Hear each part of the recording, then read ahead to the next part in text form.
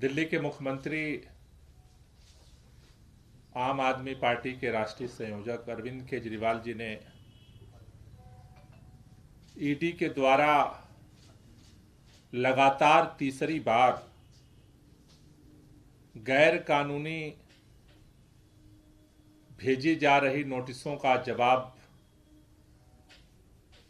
आज पुनः ईडी को भेजा है।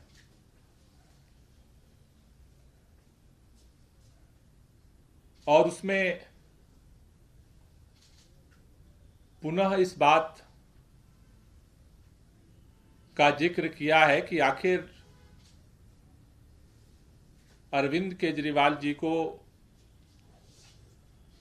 ईडी बार बार समन देकर के क्यों बुलाना चाहती है, क्या पूछताछ करना चाहती है। क्योंकि अरविंद केजरीवाल जी न तो आरोपी हैं न गवाह हैं, लेकिन बार बार ये पूछने पर भी ईडी इसका जवाब नहीं दे रही। ईडी चुप है, ईडी के पास इसका कोई जवाब नहीं है। लेकिन हम देख रहे हैं कि सुबह से ही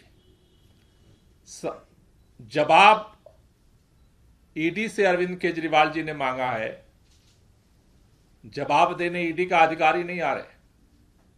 सुबह से ही भारतीय जनता पार्टी के नेता जवाब देने आ रहे। क्यों? क्या ईडी ही बीजेपी है, बीजेपी ही ईडी है? ईडी की ही बीजेपी है, बीजेपी की ही ईडी है?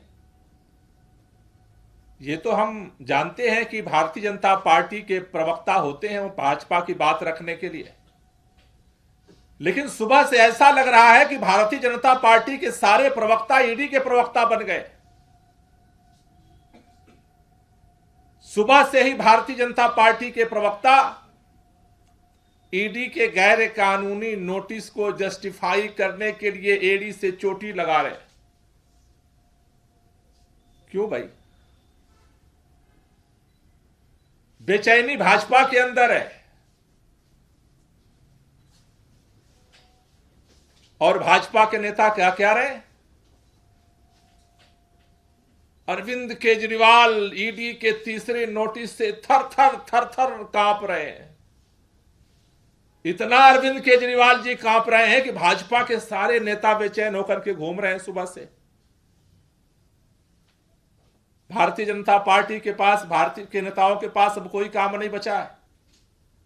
सारे भाजपा के नेता सुबह से ही बयान देते घूम रहे हैं, ईडी का बचाव करते घूम रहे हैं। इसलिए सबके मन में प्रश्न उठ रहा है कि ये जो बार बार नोटिस जो आ रहा है वो ईडी का नोटिस नहीं है, वो भारतीय जनता पार्टी का नोटिस है। इसलिए लोग सवाल पूछ रहे हैं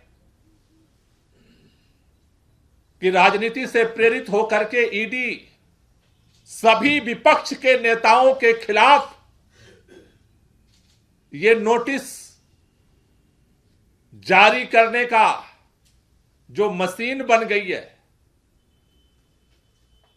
आखिर क्यों? इसलिए प्रश्न पैदा हो रहे हैं।